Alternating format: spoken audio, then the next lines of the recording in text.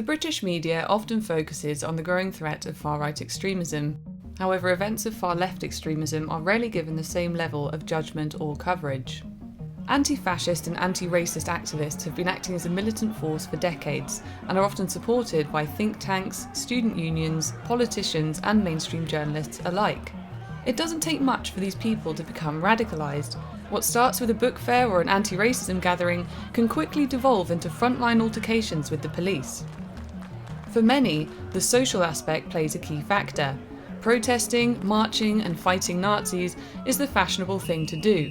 Statements from former members of these groups have recounted stories of domestic violence, antisocial behavioural disorders, as well as drug and alcohol abuse. Those working in alternative media have been documenting and investigating these activities for some time, warning of the threat posed on public discourse, police resources, and of course the erosion of free speech. Often the fallout from these violent attacks is minimal. Arrests are rarely made and justice is rarely served to the perpetrators. We were delivering a story to local and national news on a silver platter which included infiltration, violence, and exposing the roots of a national domestic terrorist organization. And no one even wanted to give it a glimpse? Not one person? It didn't even get mentioned. The leaders of these underground networks often escape without charge, and many even work in positions of power, such as journalism or within the education system. I'm currently investigating these networks and looking back at previous events in order to unpack and dissect each part of the puzzle.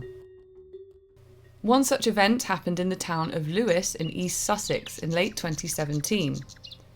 Anti-fascist protesters forcibly stopped a talk due to be given at the Lewes Speakers Festival using violence, intimidation and public disorder to ensure that the event didn't go ahead.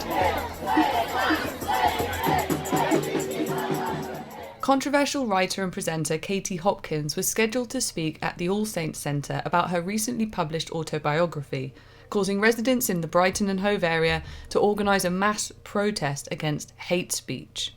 Activist Marina Pepper was one of the key figures leading the charge against Hopkins on Facebook. I never tire of telling people I'm a non-affiliated domestic extremist. She said that punching Nazis in truth is a violent act, but we shouldn't allow that to cloud our judgment. Others wrote of wanting to start riots, to throw entrails at Hopkins, and one person even wrote that he wanted to force a lit firework down Hopkins' throat and hold her mouth closed. These comments are not dissimilar to scenes from the recent Hunters series on Netflix, and screenshots of these threats were sent to the organisers and the local authorities to warn them of what was to come. On the evening of the event, a crowd of approximately 200 protesters assembled at the entrance of the church, standing on graves and aggressively banging on doors and windows. At that point, however, author Theodore Dalrymple was speaking to a crowd composed of elderly people and even veterans who were subsequently abused as they tried to leave. Some were pelted with eggs handed to children by their mothers to throw, while others were screamed at through megaphones and manhandled. A man in a mobility scooter rammed into people's shins at the entrance. Katie Hopkins has come to Lewes and I want to protest her being here because she just says hate speech constantly. There's been a lot of debate recently about free speech and the limitations of it, whether we should be giving a platform to speakers like Katie Hopkins. What do you guys think about that? I do think free speech is something we need, but I do think people who use the concept of free speech to say offensive things shouldn't be given a platform. And I'm glad to see she was unable to speak. I'm all for freedom of speech, but not if it means hatred and xenophobia, racism. One ticket holder wrote of her experience among the protesters. One militiaman asked me why I was there. I said to hear Katie. He immediately swore at me, called me a fascist, bounced against me, manhandled me and tried to push me over. I was wearing stilettos and he easily pushed me into a bush, which thankfully cushioned my fall. I said I have every right to be here. I looked towards a policeman for support, but he turned away, having seen everything. A small number of people were eventually let into the Hopkins talk, as police blocked anyone else from entering. The event was then cancelled due to safety concerns, leaving guests trapped inside the building and scared for their lives. Activists then attempted to get into a side door using a crowbar, and during this time Katie Hopkins had to be locked in a bathroom in the back of the building for her own personal safety, telling protesters on social media that she had left to encourage them to disperse. I reached out to somebody who was there on the night who will remain anonymous due to ongoing safety concerns. He told me what he and his partner experienced from inside the building that evening. The 10 or so audience members that were inside, there was a couple of younger guys in their 20s. Let's say one of them, he was in floods of tears. He was shaking with fear. He was crying, very, very panicky. There were elderly people that kept on talking about the more police arriving, that they were waiting for more police. My wife was there with me, and you know, she was okay at first, but then when the window started to break, my wife was starting to panic as well. As audience members, including women and the elderly, were starting to panic for their lives, some of the men in the building even began unscrewing table legs to use as weapons. One of the security guards had an unknown liquid thrown in his face, which turned out to be urine. Another was hospitalised with a tricep tear on his arm from trying to keep the doors shut. 2 of the hooded men at the door said that they were going to search the building for Katie. One of the witnesses inside wrote the following. We became aware that the only protection afforded to us was that of 2 of Hopkins' bodyguards and 2 policemen. We became extremely unnerved when one of the bodyguards expressed concern that they would be unable to control the crowd because of the lack of manpower. At this point, we asked one of the police officers if he'd called for backup, to which he replied, "From where?" As the door was starting to creak, one guy, had this table leg. The town clerk at the time was shouting, "We're not going to fight, we're not going to fight." I remember this guy shouting, they're not coming in for a cup of tea. So, he took sort of front and centre at the door. A couple of other guys were at the door. At this point is when I got my phone out and stood back and filmed.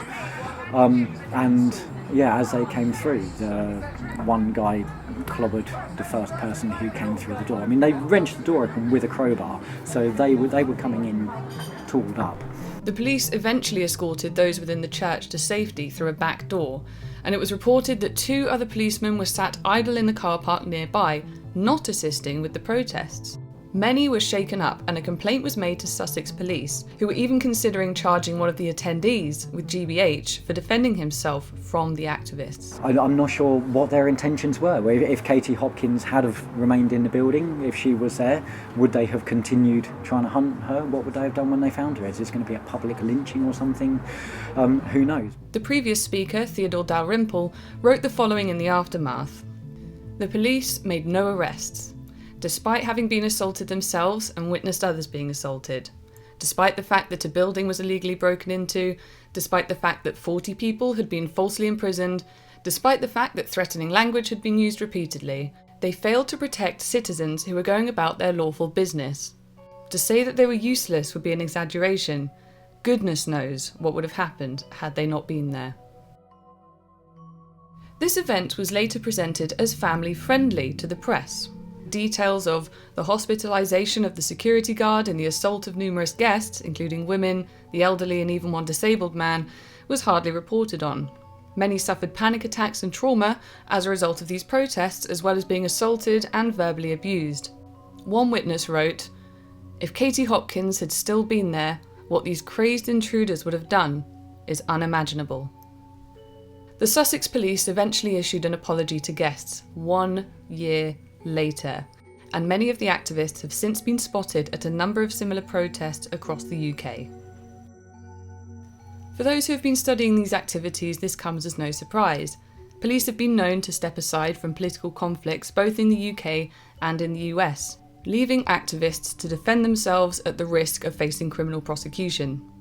It's interesting to note that the police can find the resources to question mothers for tweets critical of transgenderism, but a mob of violent masked extremists descending onto a legal public gathering seems to get a free pass.